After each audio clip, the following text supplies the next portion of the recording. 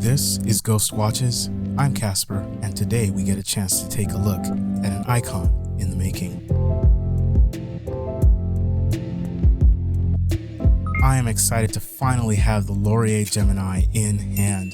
It's actually kind of hard to come by as this brand only makes a few hundred at a time. This watch is perpetually sold out. And I feel Lorier has accomplished this without actually blatantly copying any designs before. They have their own unique sense and style. This Lorier Gemini has a case that, well, they say it's 39 millimeters in diameter, but I actually measure 38.5 millimeters. And if you take it at the bezel, it's something closer to 37 millimeters. I happen to have here a Breitling 808 chronograph. The Breitling comes in at 37.5 millimeters in diameter, and its case height is extremely similar. It's because both of these watches have the same movement inside. Granted, the Breitling has the Venus 175 and the Lorier has the Chinese-made ST19, the modern-day reissue. Lorier also went through the extra step of regulating this movement. I tested it on my time grapher machine. In all three positions, this watch measured about plus 3 seconds per day. That is near COSC certification standards. Classic design, excellent proportions, and a great value for money. I feel like this Lorier Gemini offers us watch enthusiasts an opportunity to get on the ground floor of what it must have felt like to buy a watch like this Breitling, brand new off the line back in the day.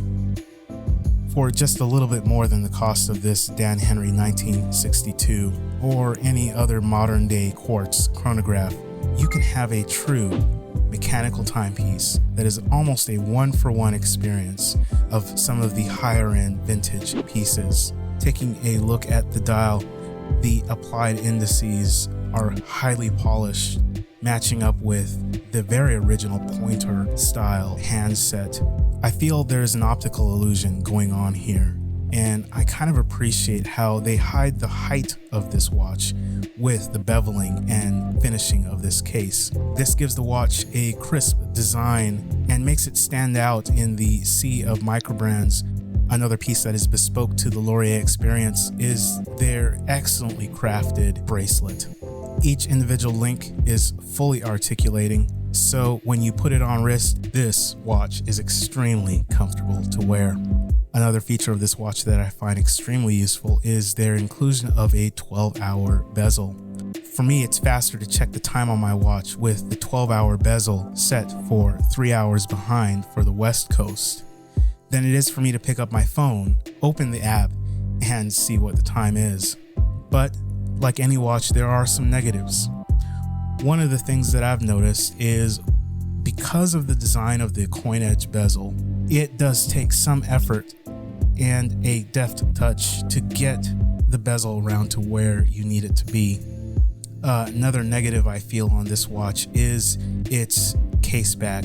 They chose to go with a plain, sterile case back design, and it is in keeping with many vintage watches. However, due to the fact that this watch only has a 50-meter water resistance rating, I feel they could have put a display case back on this timepiece and allowed us to see the movement. At this water rating, it doesn't really matter what kind of case back you use. But that is about it for my critiques. The experience of owning and wearing this timepiece I feel is on par with that of vintage timepieces that may be out of reach for many of us. If you get the chance to get on Lorier's mailing list so you're notified when they release a new batch, my recommendation is to go for it. This truly is an icon in the making.